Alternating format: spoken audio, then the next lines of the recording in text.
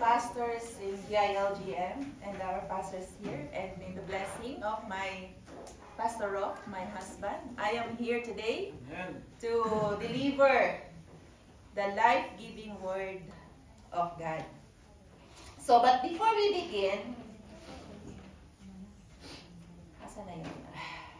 before we begin, let's take a moment to welcome each and every one of us here. Say welcome to each and every one and congratulate.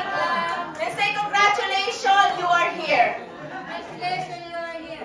Congratulations, we are here. Why? Kasi nanalo tayo sa katamaran. Right? Nanalo tayo sa kabisihan ng mundo. Amen? Amen. Nanalo tayo sa distraction. Right? Nanalo tayo sa comfort ng ating higaan. Right? Amen. Kasi choosing to be here means you are stepping in to win the battle ahead. Right? So, ngayon, ay pag-uusapan natin ang confession ni Paul, ni Apostle Paul. Yung battle niya na nangyayari sa kanya, sa kanyang sarili. So let us read the Word of God today, the scripture for today, Romans 7:13-20. Oh, maliit pa rin pala siya. So, law cannot save from sin. Can we read it together? Has then what is good become death to me? Certainly not. But sin, that it might appear sin, was producing death in me through what is good. So that sin, through the commandment, might become exceedingly sinful. For we know that the law is spiritual, but I am carnal, sold under sin. For what I am doing, I do not understand. For what I will to do, that I do not practice. But what I hate, that I do. If then I do what I will not to do, I agree with the law that it is good, but now it is no longer I who do it, but sin that dwells in me. For I know that in me, that is in my flesh, nothing good dwells. For to will is present with me, but how to perform what is good I do not find. For the good that I will to do, I do not do, but the evil I will not to do, that I practice. Now, I do what I will not to do. It is no longer I who do it, but sin that dwells in me. I find then a law that evil is present with me, the one who wills to do good. For I delight in the Lord of God according to the inward man, but I see another law in my members, warring against the law of my mind, and bringing me into captivity to the law of sin, which is in my members. O wretched man that I am, who will deliver me from this body of death? I thank God through Jesus Christ our Lord. So then, with the mind, I myself serve the law of God, but within the flesh, the law of sin. So thanks God for the reading of His Word. So, naintindihan niyo ba yung sinabi natin? Yung binasa natin, ang daming do. I do not do, right? Ganyan ka-confuse si Paul. Kaya sinishare niya ito sa atin because he believes and we all know na pinagdadaanan din natin ito. Amen? Here we observe that Paul emphasized the struggle with sin. But before we dive deeper, let me ask you a simple question. Why do we take a bath every day? To clean. To clean. To smell good. Why do we take a shower regularly? Because of one thing. Because of dirt. Dirt. The amoy. The dirt that causes the amoy. Amen? Why do we wash our hands every time we eat? Because of the germs. Because of germs. Why do we need to clean our house? Why do we need to change our clothes? Why do we need to sweat every day? Because of dirt. Amen? And no matter how careful we are, even if we walk gently and try to stay clean, dust and dirt will still cling to us. Laging nakadikit yan sa atin. Amen? Kung hindi pa tayo namamaho, minsan hindi natin nalalaman. Right? But not only that, from the inside, we sweat. Diba? Kaya nga tayo namamaho minsan. We sweat and our bodies produces impurities that makes us feel unclean again. The truth is, as long as we live in this world, we are constantly exposed to dirt. Amen po tayo dyan? Right? But from the not only from the outside, also from the inside. And sin is exactly like that. Ganyan na ganyan yung kasalanan. Kaya ito yung ibibigay sa atin ngayon ni Paul. Every day, we are surrounded by temptation from the world around us. And we also wrestle with sinful desire within us. That's why we need to be cleansed, not only by water, but also with the blood of Jesus Christ and with the Word of God. That's why we're here. Kailangan nating maglinis. Amen? Kaya tayo lagi nagdadasal, kaya tayo nanghihingi lagi ng forgiveness. Because we need to be cleansed. Cleansed inside. Para may freedom tayo, may confident tayo na tumaas ang kamay. Right? Magsalita. Di ba? So, katulad ng sinabi ko, this is the very battle of Paul sa Romans 7:13-25. The battle inside him between what he knows is right and what he's still doing is wrong.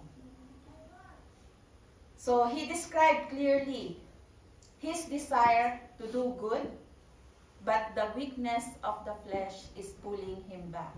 So, ang theme natin ngayon is, Jesus is our deliverer.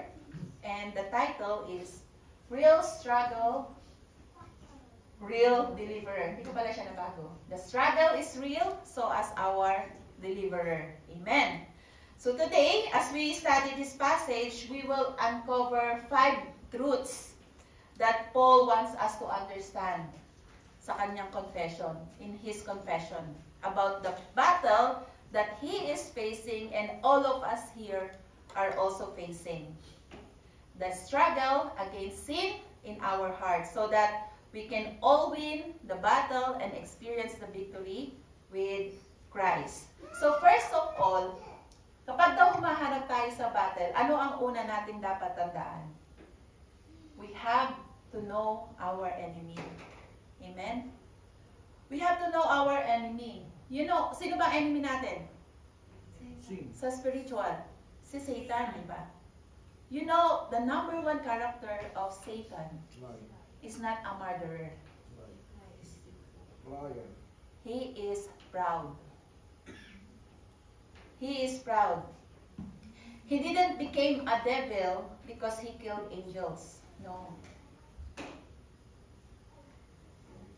He became a devil because he is proud. He is proud. Ano ba yung sinabi niya? Ano ba yung sinabi niya sa Isaiah? Ano ba yung sinabi niya na nasa Bible? I am the head of the angels. I will ascend into heaven. I will exalt my throne above the stars. I will be the most high. These words is running in his head, inside him. The pride of life that leads him into downfall. Kaya yun, natuto na siyang magsinungaling para lang makuha niya yung gusto niya, di ba? Because of pride. The pride is the root of all sins. And God hates pride. God hates the proud. That's why proud is a sin. Kaya ito yung ating first truth. Dito, sinabi ni Paul that sin produces death. Number 1 truth. Sinful pride considered the root of all sin and ultimately leads to spiritual death or destruction. Kaya nga sabi sa sa Bible, di ba? For the wages of sin is death. Wala nang iba. Death talaga. Destruction. Kaya nga, di ba, meron tayo ding verse sa Bible that there is a way that seems right to a man, but in the end is destruction. So kahit pala good, sometimes we don't know. Baka it leads us to destruction. Minsan tama pala yung iniisip. Akala natin tama yung iniisip natin. Akala natin tama lang tayo na magalit. No, doon sa taong yun. That it will leads pala sa kamatayan ng friendship nyo na. Di ba? Ng kamatayan na. So, sin leads to death. And in previous verse of this passage, Paul confirmed that God's law is holy and righteous and intended to bring life. But here, he explains that sin uses what is good, which is the law. Basahin natin. Has then what is good become death to me? Certainly not. But sin, that it might appear sin, was producing death in me through what is good. So that sin, through the commandment, might become exceedingly sinful. So, yung law, which is good, ay ginamit ng kasalanan. Alam niyo, ano ba yun? Pagkano sabihin? The problem here is not the law. The law is good. The real problem here is the sin that takes advantage of the law. The law is good kasi dyan nakikita natin yung kasalanan. Kaya magkaaway sila. Kasi yung sin, dapat nakatago lang siya. Pero dahil may law, nakikita natin. Amen? In other words, sin exploits the law because sin becomes more obvious when the law reveals what is truly right. Amen? So lahat tayo mga drivers dito, di ba?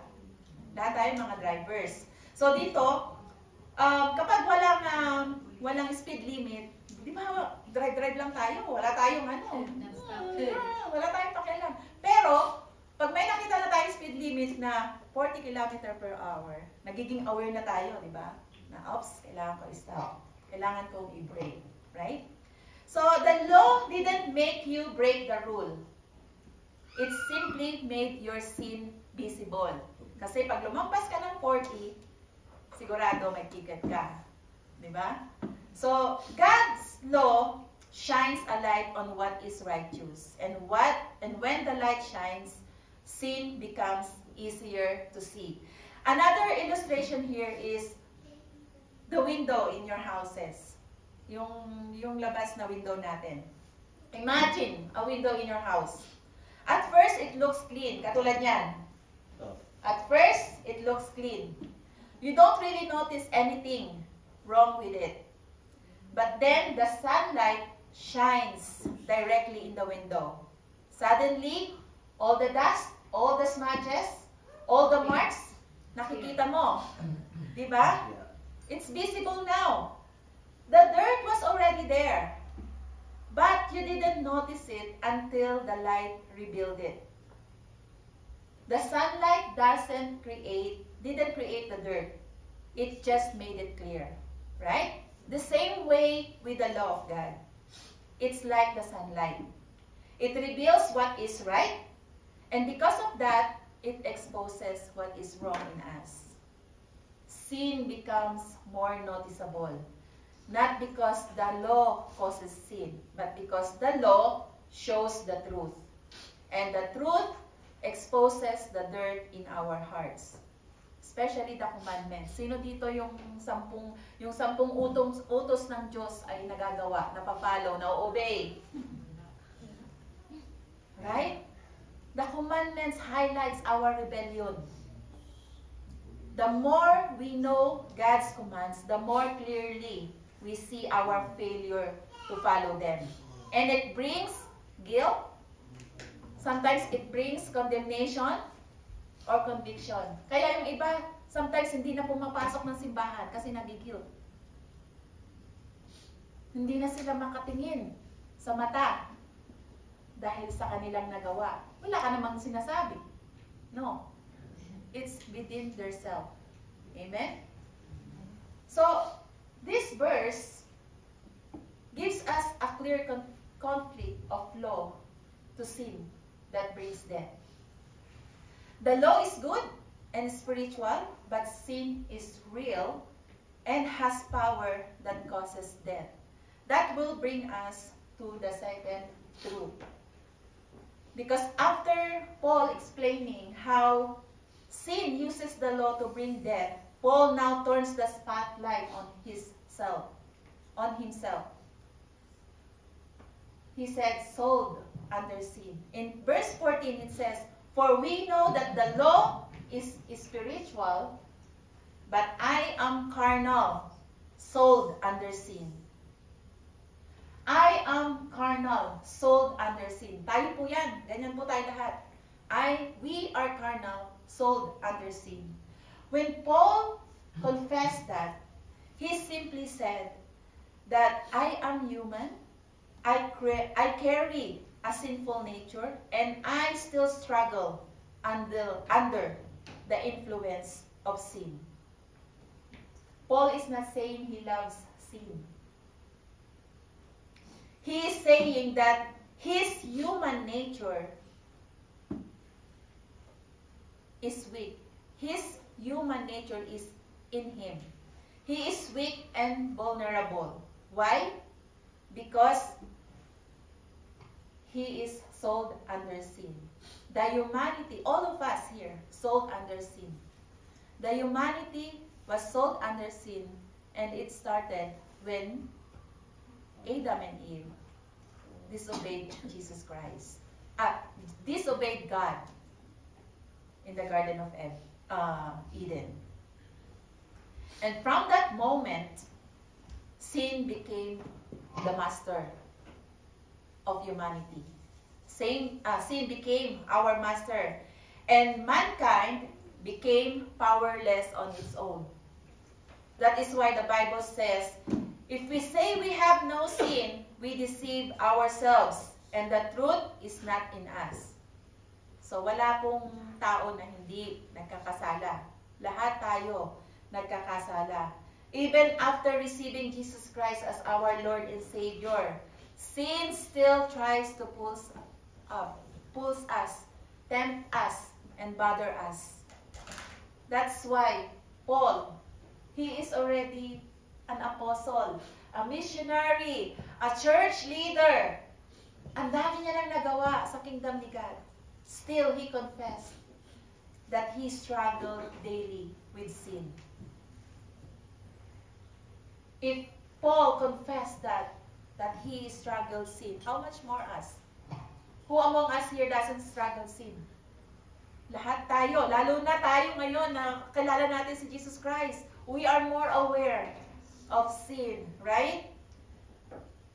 That tells us an important lesson, that struggle with sin is universal. No one is exempted. Every believer fights this battle. Mas matindi yung laban natin kasi mas open yung mata natin sa kasalanan. Amen? Amen. Kaya kahit Christian na, sometimes may nadidepress pa rin. Diba? Kahit Christian na, may nagpapakamatay pa rin. Kasi hindi nila nakaya yung guilt. Hindi, nag-dwell sila sa kasalanan. We don't know what is going on in their mind, di ba? So, sometimes, that's why, yan yung kailangan nating pag-aralan ngayon. Yun ang lagi natin tandaan. That the struggle is universal. Hindi lang tayo, kahit yung mga unbeliever, they struggle, but we are more aware, so we are more knowledgeable kung paano natin lalabanan. We have more strategy, right? So, Paul acknowledged the root of the problem here, the sinful nature of the human, of being a human. His sinful nature. But he doesn't stop there. He goes to describe what happens when the sinful nature collides with his desire to obey God. And here we see the third truth. The inner conflict is real and intense because Paul emphasized here that the struggle, the conflict, the battle within us is real. Sabi niya dito, mahaba-haba yan eh. Basahin niyo pa ba? For what I am doing, I do not understand. For what I will to do, that I do not practice, but what I hate, that I do. If then I do what I will not to do, I agree with the law that it is good, but now it is no longer I who do it, but sin that dwells in me. For I know that in me nothing good dwells. For to will present with me, but how to perform what is good, I do not find. For the good that I will to do, I do not do, but the evil I will not to do, that I practice. Now, I do what I will not to do, it is no longer I who do it, but sin dwells in me. So here, Paul essentially saying that there is a conflict inside me. I desire to do what is right, but I often find myself doing the very opposite. Yun lang yung gusto niya sabihin doon. Sa I do na marami na yan. Amen? Naalala niyo ba yung song sa atin na gusto kong bumait, pero di ko magawa? Di ba? May ganon? Kanina ba yung kay Andrew ba yun? Kahit Christian na, sometimes ito pa rin yung team song. Gusto kong mag-worship, pero di ko magawa. Right? Gusto kong magbasa, pero di ko magawa. Right? Sino tinatamaan dyan? Gusto kong magsimba, pero di ko magawa. Kasi busy, di ba? Gusto kong magdasal, pero di ko magawa. Yes. That's true. Hindi ka nag-iisa, kapatid. Kahit si Paul nararanasan yan, kaya nga binigay niya sa atin yan. Take note, si Paul na yan, ha? Si Paul na yan. He is already did a lot of things sa kingdom ni God. But still, he struggled inside. So that means, this truth destroys the lies that a strong Christian don't struggle. Kahit Pope pa yan, kahit sino pa yan, nag-i-struggle yan inside. Same as Paul. Paul is strong. Paul is mature. Paul is faithful. Yet, Paul feels the tension inside. This means that the struggle does not prove we are weak Christian. Hindi yan ang ibig sabihin na kaya ka nag-struggle dahil mahina ka. No. The struggle proves we are alive in Christ. Kaya ka nag-struggle dahil it proves that the Holy Spirit is working in you. Amen. Right? Nagwo-work siya double time. For you to be guided, for you to be lead kung ano yung tama. At ipakita sa iyo kung ano yung mali. Kasi yan yung trabaho niya, to convict. Struggle is actually a sign of spiritual life, not spiritual death. Struggle is a sign of spiritual life, not defeat. Because the Holy Spirit is in you. The Holy Spirit is fighting for you, convicting you to do good. Amen? Because only those who want to do good, who want to glorify God, can experience the conflict na mag-fail ka. Only those with active spirit and alive spirit feels convicted. You know, the scariest thing that could happen to a Christian is when he loses his passion to serve. Hindi yun yung nakakatakot na parte sa buhay ng isang Kristiyano. Yung mawalan ka ng ganang magsimba, mawalan ka ng ganang na mag-ministry, mawalan kang ganang magpastor, hindi yun ang nakakatakot. Ang pinaka nakakatakot sa buhay ng isang Kristiyano ay mawalan ka ng conviction. Mawalan ka ng conviction na tama o mali ba yung ginagawa mo. Because that means your spiritual life is dead. the Holy Spirit is quenching. Oh, anong tawag yan? Crying inside. Grieving inside. That means the Holy Spirit is there. Nananahimik na lang siya kasi hindi ka na niya makundip dahil you already been doing things that you are doing. You continuously flirting with the sin. You continuously putting yourself into danger. Diba? So, makita natin dito that all we need to do is to rely on the Holy Spirit para ma-win natin yung battle. Para alam natin yung gagawin. Because the more we dwell, the more we connect ourselves in the presence of the Holy Spirit, the more we are aware, the more our eyes are open in the right and wrong. Amen? So after showing us how real and personal his struggle, the daily conflict between what he wants to do and what he actually ends up doing, Paul now takes us even deeper. There is a reason bakit meron tayong battle na ganito. There are two forces fighting inside of us, inside of him.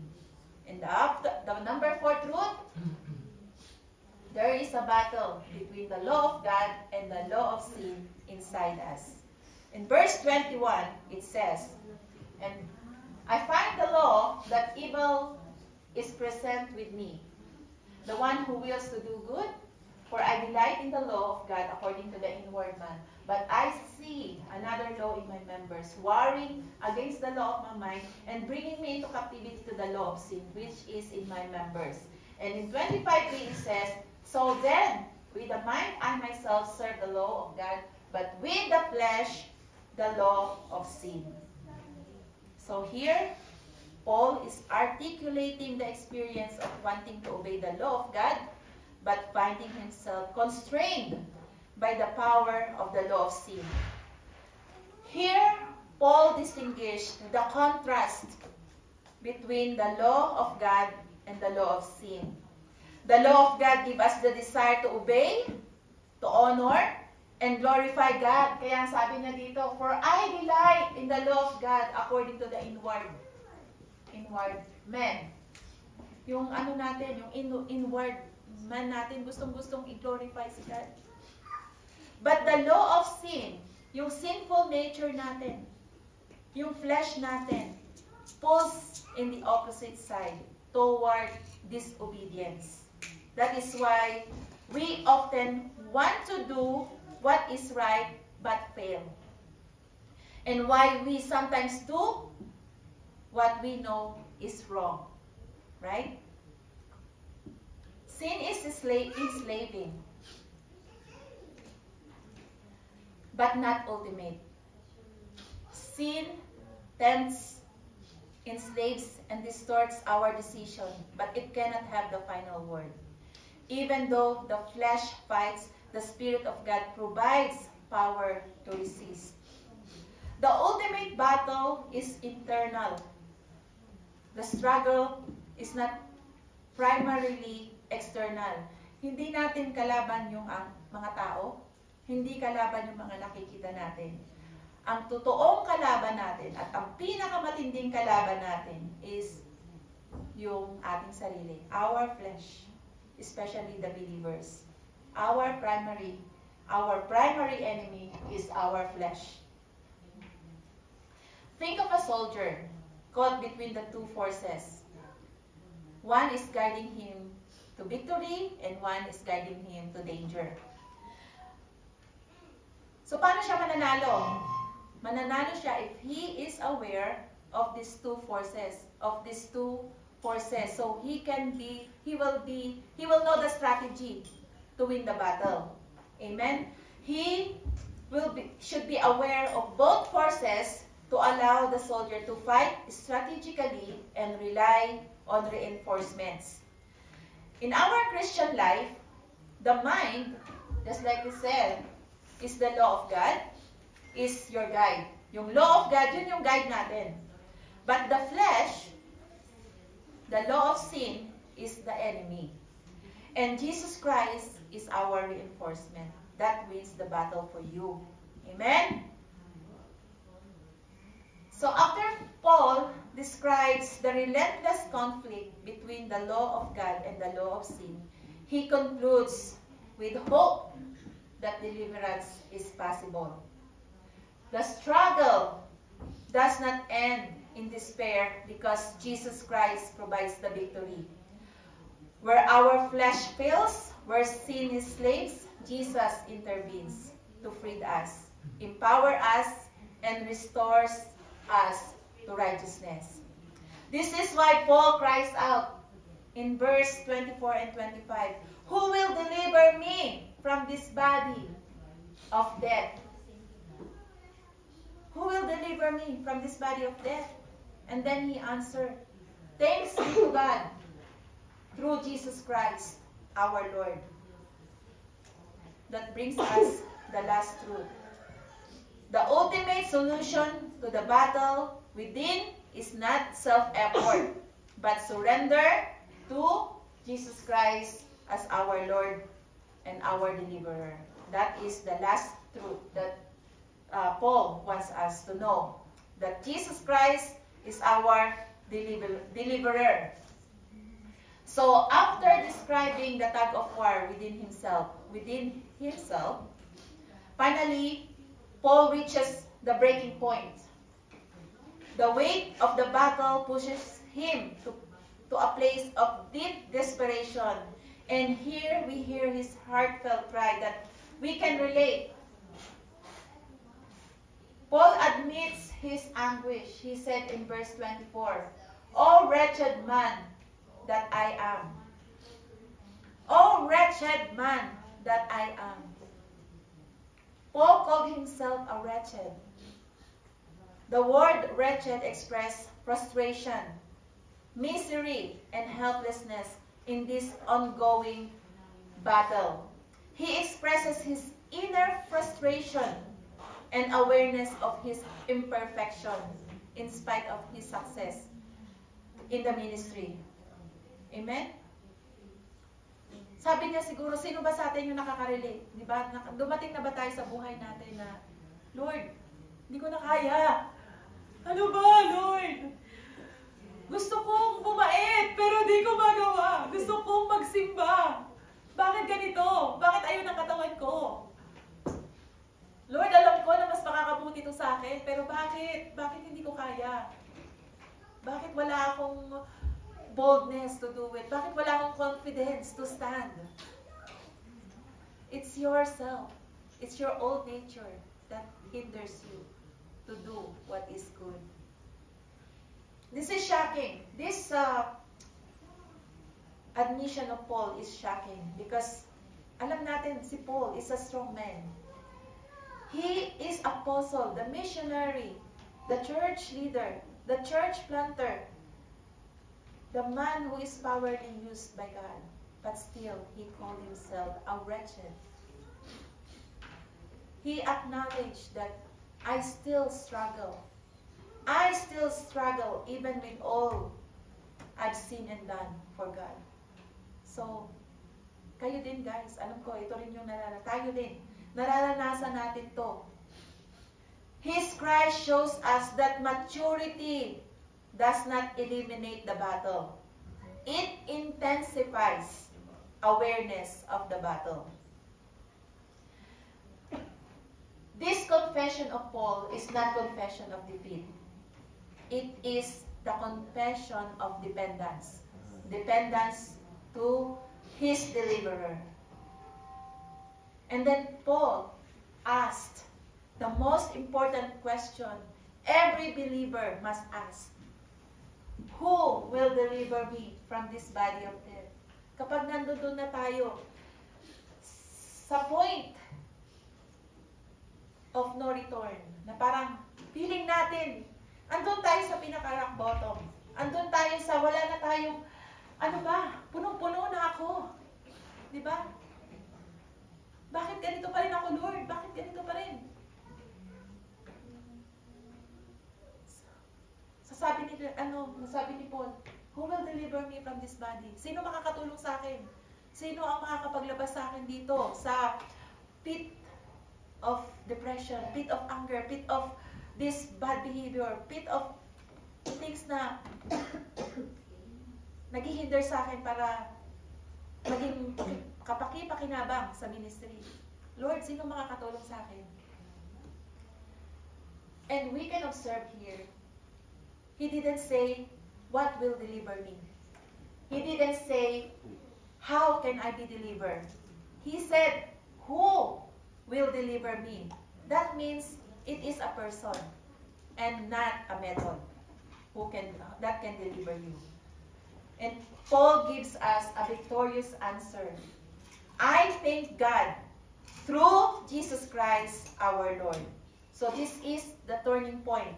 Where human strength fails, Christ steps in as a deliverer. Amen? Amen. Hallelujah.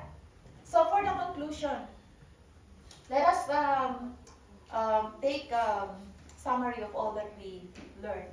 The 5 truths that Paul wanted to emphasize in this confession that he has.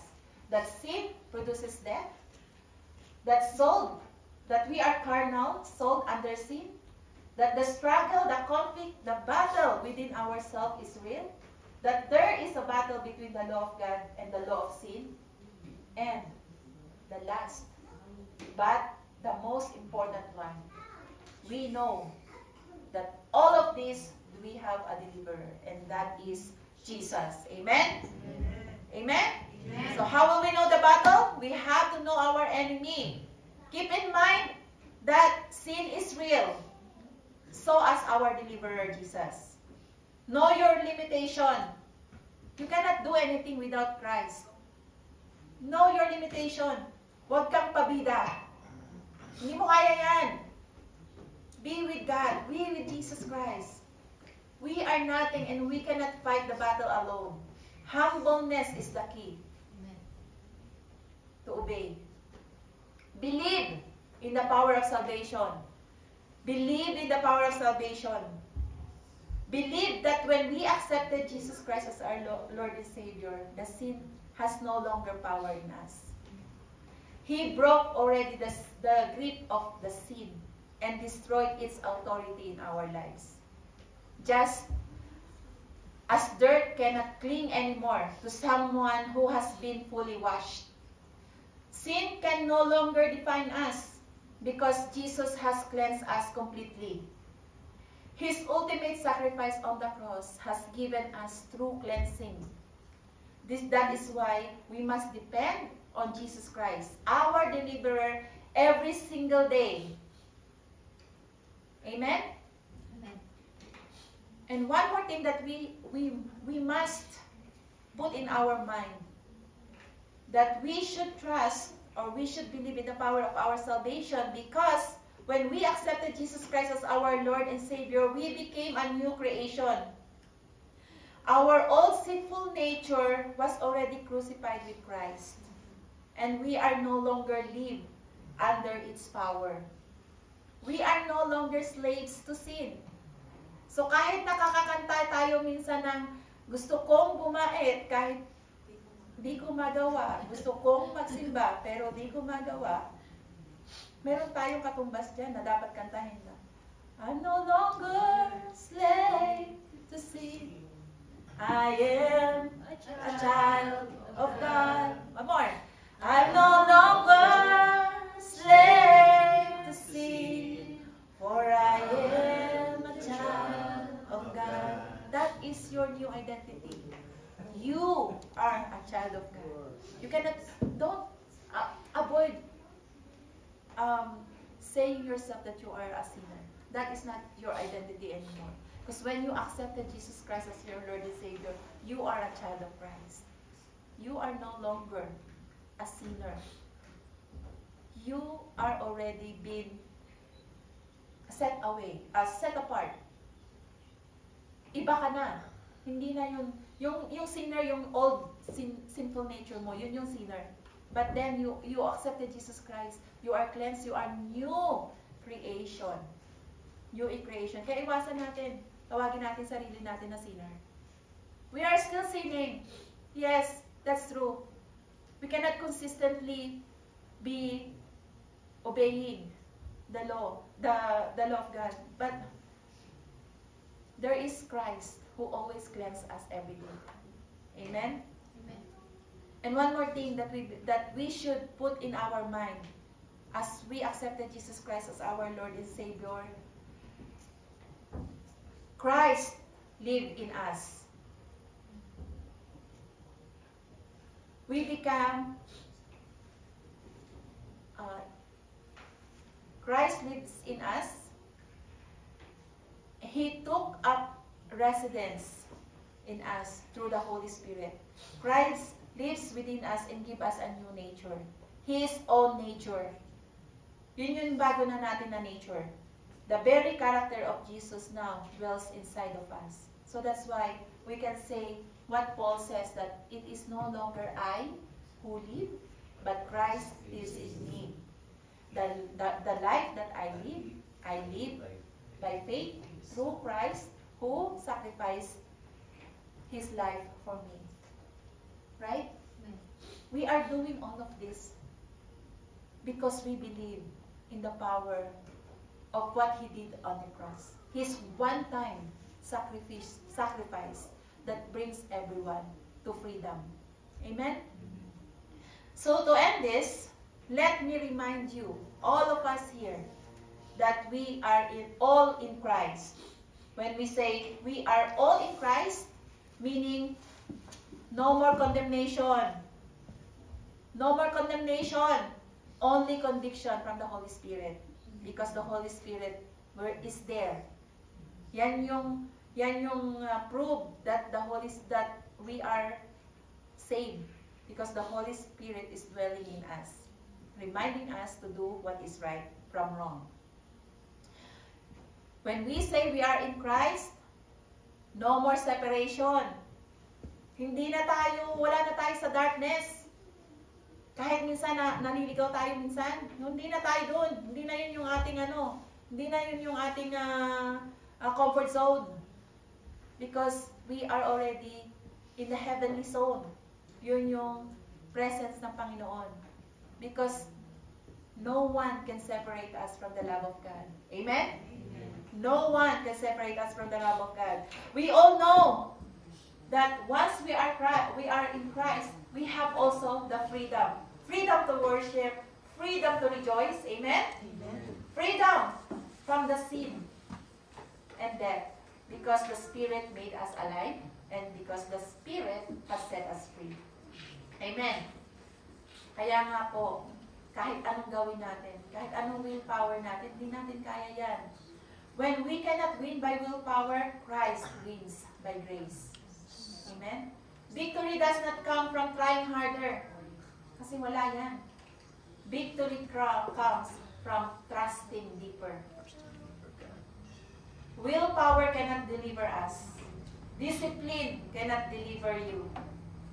Religious activity cannot deliver you kahit gaano ka pa kabisi dyan. It will not deliver you from the battle inside you. Only Jesus can. He is not just there to forgive our sin, but He is also deliver us from the power of sin. So, what are we going to do? Only depend Jesus daily. When you feel weak, Christ is your strength. Always remember that. Kapag pinanghihinaan kayo ng loob, Christ is your strength. When you fall, when suddenly hindi mo alam, you remember the two kinds of sin, omission and commission. Yung kasalanan na ginagawa at hindi sinasadya. Diba? Kasalanan na ginawa at hindi ginawa. Diba? When you fall on that pit, Christ is your forgiveness. That's why we have to ask forgiveness every day. Kasi minsan may mga kasalanan natin na hindi tayo aware. Amen? When you struggle, Christ is your victory. Always remember. And when you feel trapped, feeling mo na nasa deeper pit ka, You are in the rock bottom. There is rock in that bottom. And that is Jesus Christ. Christ is your freedom.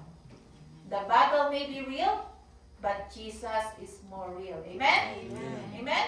The battle may be strong, but Jesus is stronger. Amen. Kaya iiwanan ko po sa inyo yung aking paborito at aking life verse. Trust in the Lord with all your heart and lean not on your own understanding. In all your ways, acknowledge Him and He will direct your path. So to God be the glory. Amen.